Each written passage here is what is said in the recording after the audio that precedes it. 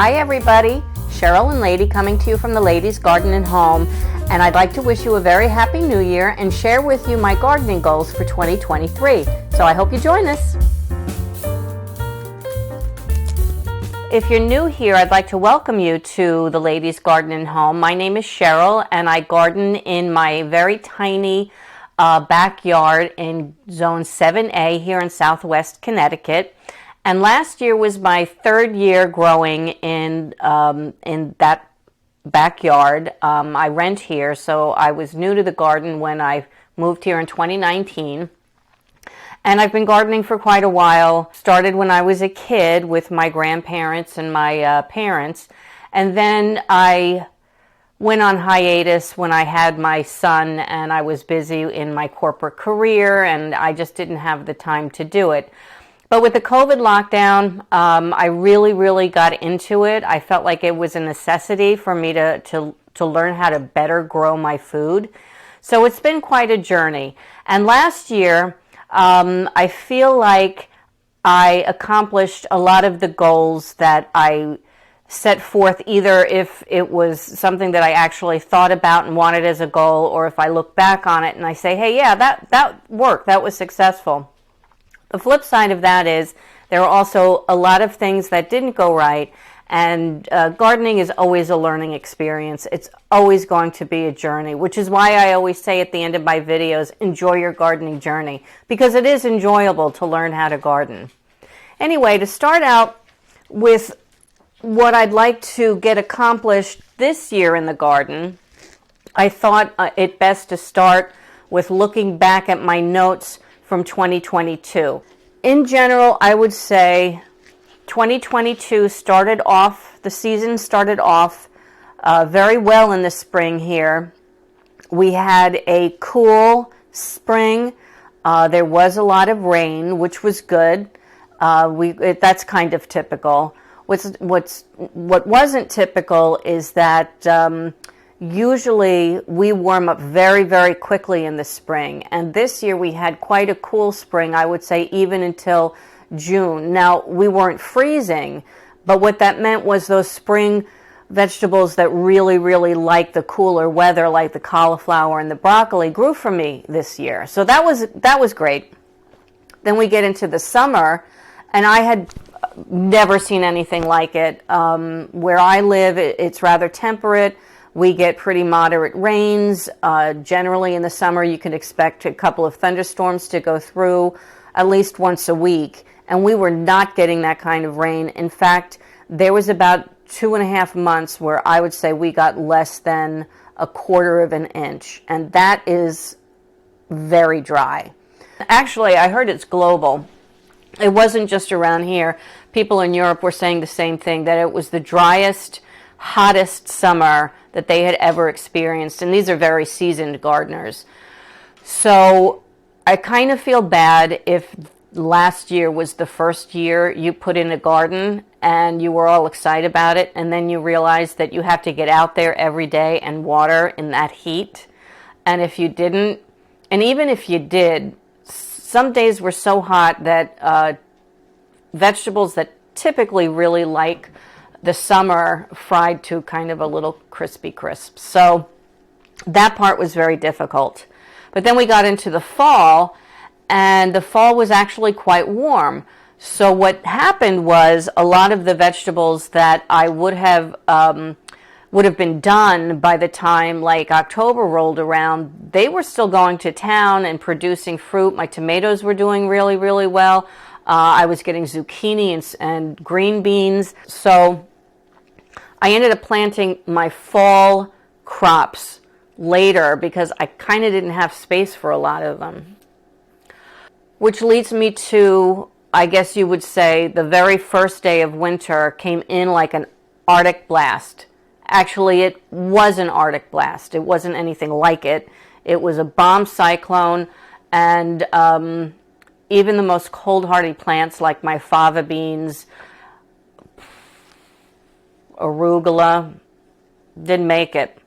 But that's okay, because we get to start fresh. But there were a couple of things that I think that I did much better than I ever had before. And one of them is I kept much more organized than I usually do.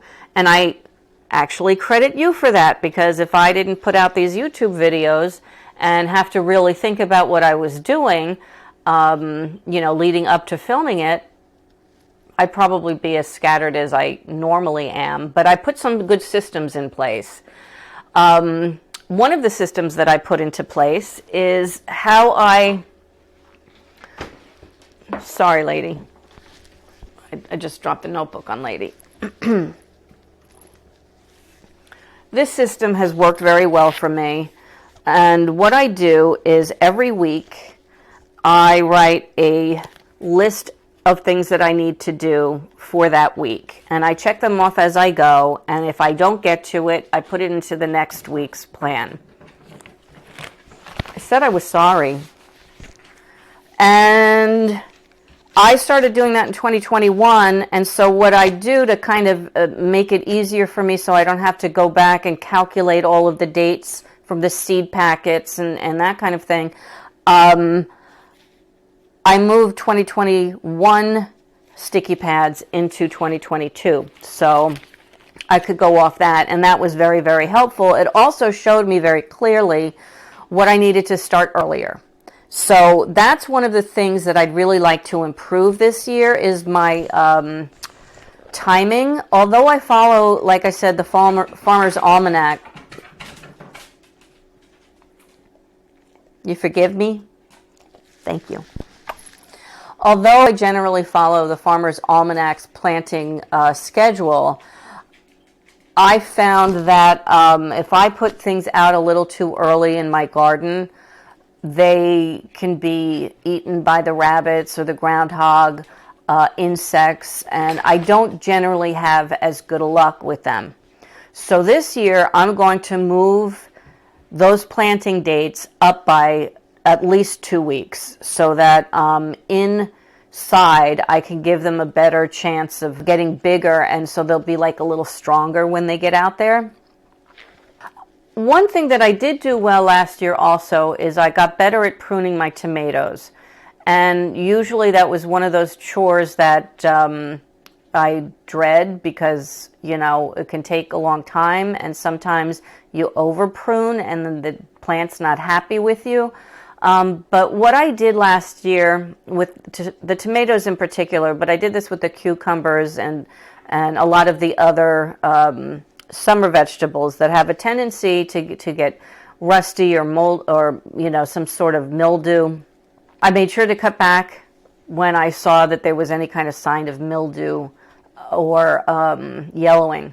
So I think that helped. And then I kind of stopped because it was so dry especially towards the end of the summer, that I didn't have any real blight issues like that can be typical when you have a very, very wet, hot summer. So that was good. So my goal for next year is to make sure that I remember to do that, keep on top of that. And the other thing that I think improved very nicely was my seedlings and the success that I had with my seedlings. I will link it below a video that I did last winter on starting seeds and making my own potting mix.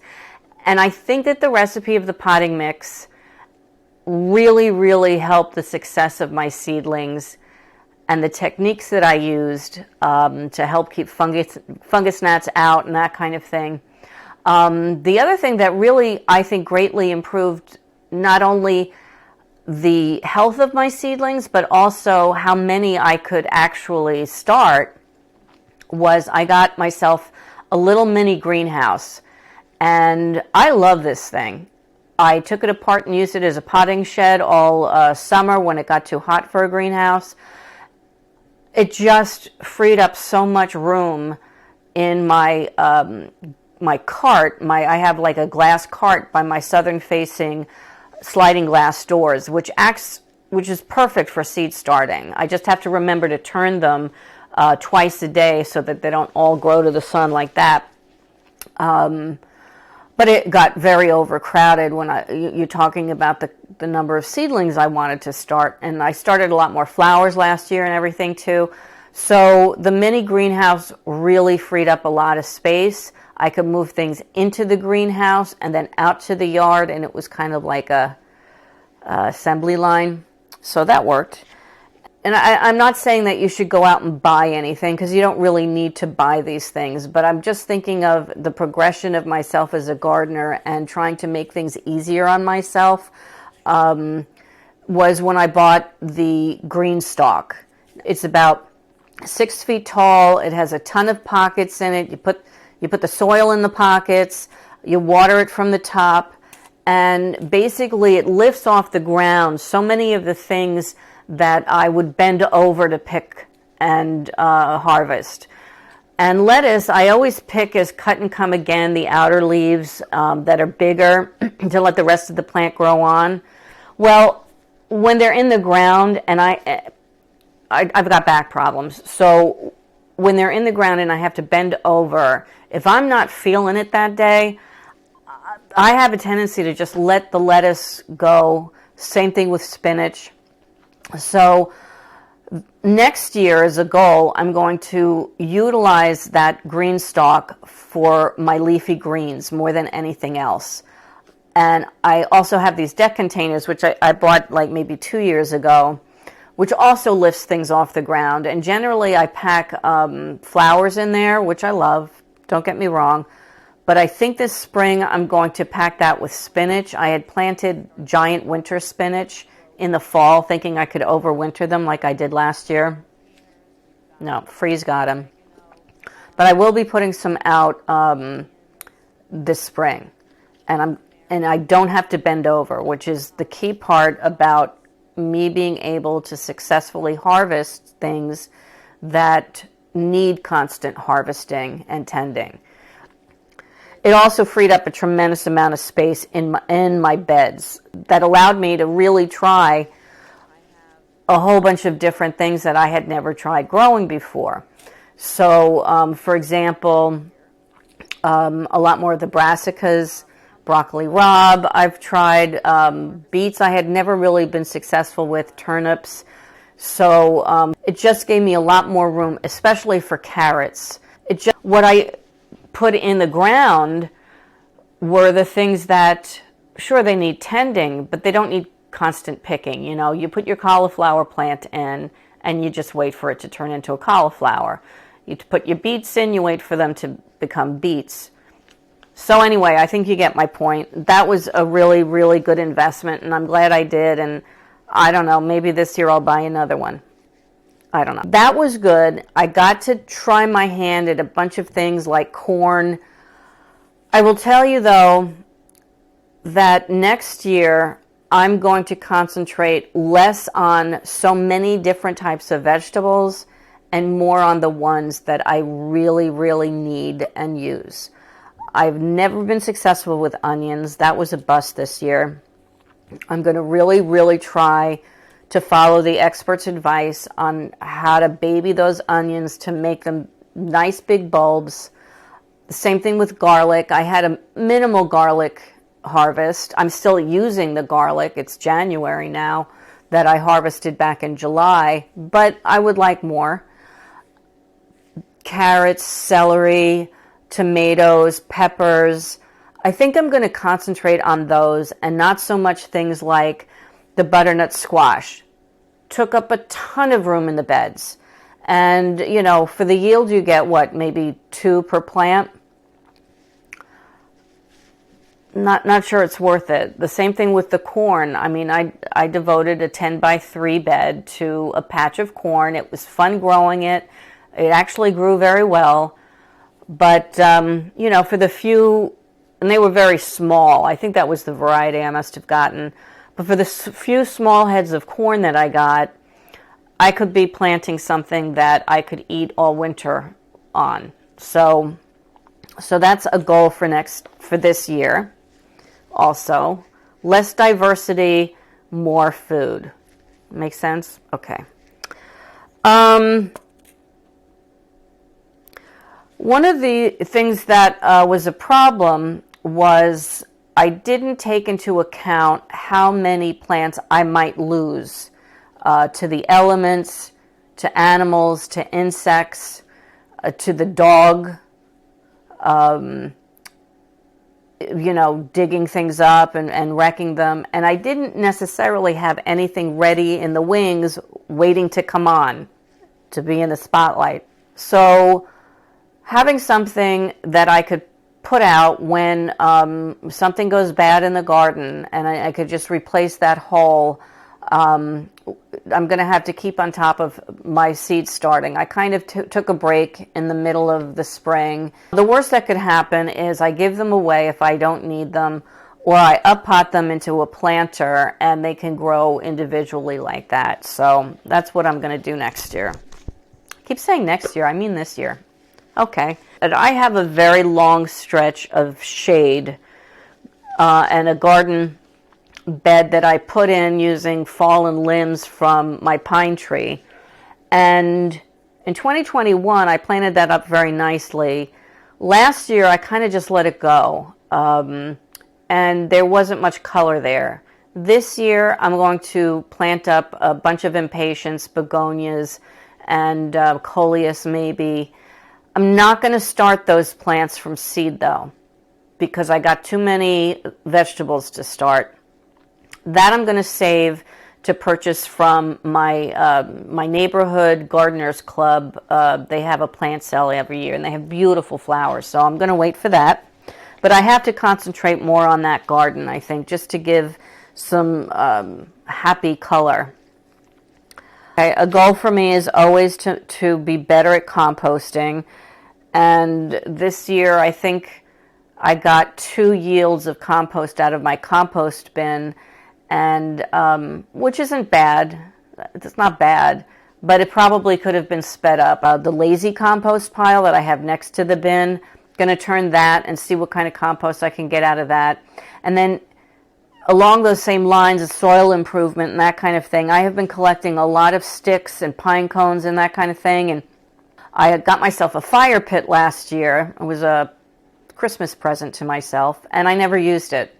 It was so dry for most of the summer and into the fall that, we had fire warnings, and I just didn't feel comfortable. But this year I'm going to burn a lot of that so that I can have wood ash for the compost and for the soil. It has a ton of potassium. It's really, really good for the soil. So that's another goal. Pay more attention to the soil. And I did have a lot of flowers, and they did attract a ton of pollinators, and I was very, very happy about that.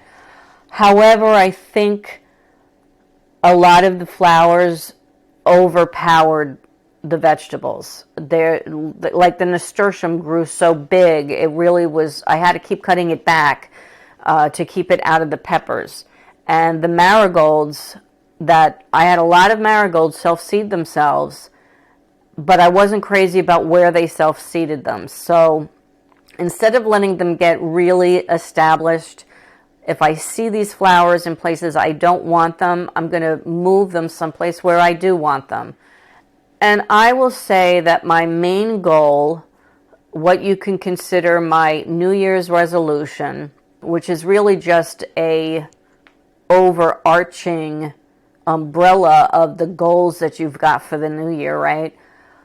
My main resolution is to be happy in the garden and to take more time for myself in the garden, and not to go always and sit down finally at my table because I'm exhausted. I'm going to sit down at my table and listen to some music and read a book and really just enjoy the sights, sounds, smells of that garden, because I don't want to be overwhelmed.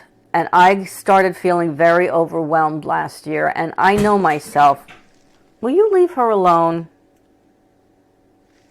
And I know myself, when I am overwhelmed for a prolonged period of time, I get burnout And once I get burnt out of something, it just doesn't feel enjoyable to me anymore. So that is going to be my biggest goal. All of these things that I told you, I love to do. But it really is turning into work if you're not relaxing and enjoying the fruits of your labor. So anyway, those are my goals for 2023 in the garden. And I would love to hear your goals. And I'd like to get us all chatting in the comments and saying, you know, this did well for me, this didn't do well. So please, by all means, comment in the section below. I'm going to link some videos that I made last year, like I said, on seed starting, on potting mix making, and that kind of thing.